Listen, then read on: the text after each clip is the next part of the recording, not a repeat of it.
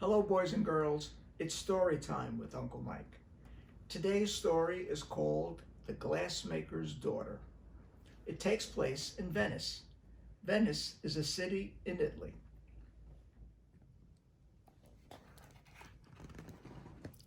There once was a beautiful city built on water. Its palaces floated like birds in nests on the sea, and its lamplight danced like fireflies across the ripples. Daniela, the glassmaker's daughter, lived in this shimmering city, surrounded by delicate glass made in her father's furnace. Yet, despite all this beauty, Daniela was a melancholy girl. She lay next to the canal all day long, scowling into the water, gloomy, glum, and bored.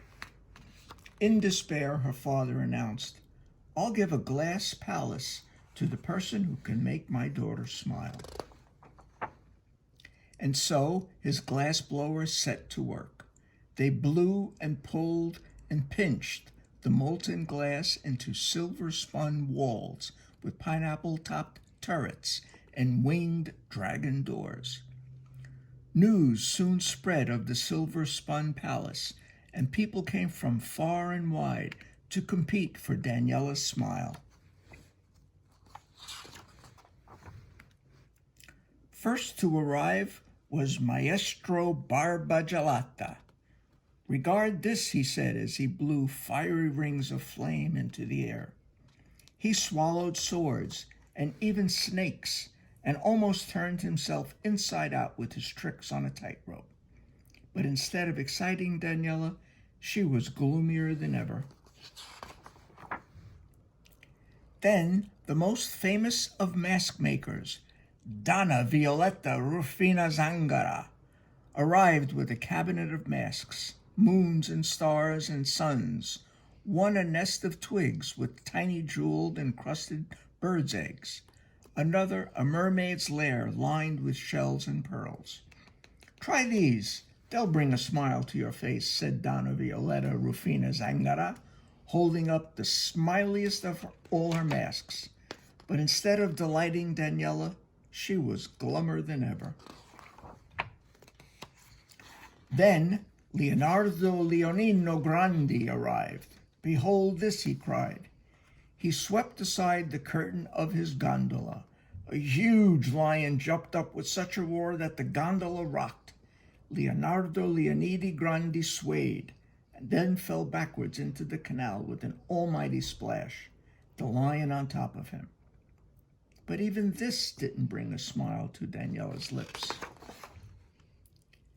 Glove makers, tart bakers, trumpet players, dragon slayers, monkey trickers, pocket pickers, bell ringers, opera singers, even sausage stringers, all failed to make Daniela smile.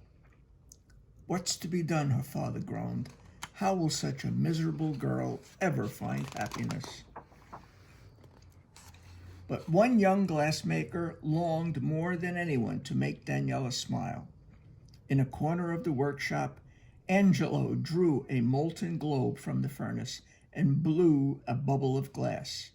"Flux and fire," he whispered. Then he snipped the bubble and laid it flat and smooth on slivers of silver mercury. "Mercury and tin," he chanted. Then he rubbed the slivers down with a hare's paw. "Foiled and finished and polished thin." Then he sang his secret song again. "Flux and fire, mercury and tin, foiled and finished and polished thin." The other glassmakers peered across at him. "What are you making, Angelo?"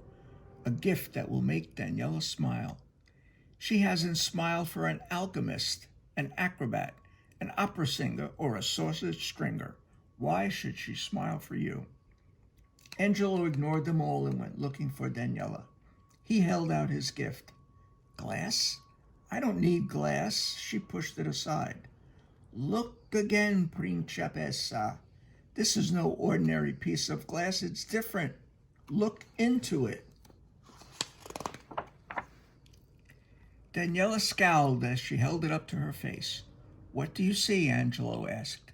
"I see a creature with a mouth like an upside-down slice of lemon and the eyes of a crossed dragon. Look again." She peered back at the glass. "It's the funniest face in the world." Then the face started to change. The frown lines disappeared. The eyes sparkled. The mouth turned up. Daniela burst out laughing, and the more she looked at the person in the glass, the more she laughed. At each fresh peal of laughter, glass began to shiver and twinkle around her. The palace quivered. A pineapple snapped off a turret and came tumbling down. The silver-spun walls splintered. There was a sound of cracking, shattering, splintering. And then the entire palace fell to smithereens. Daniela's father rushed forward. "Angelo, I'll build you another palace, but tell me your secret. How did your magic glass change my daughter?" Angelo shook his head. "She changed herself. My glass only reflects what's already there. Happiness is inside all of us. You only have to discover it." Daniela couldn't stop herself from peeping into the glass and laughing again. "You're right. I found it by looking at my gloomy, grumpy face.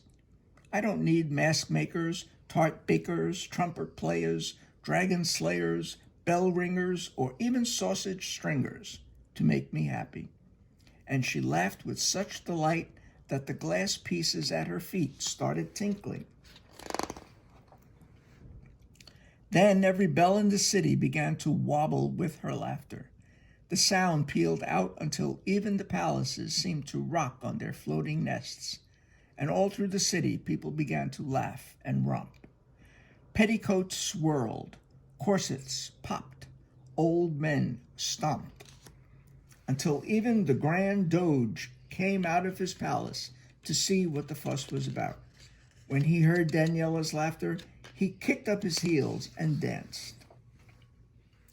So now, when you hear the bells of Venice ringing out over the water, you can be sure Daniela is laughing. And don't be surprised if you peep into a looking glass to find a small smile creeping across your face.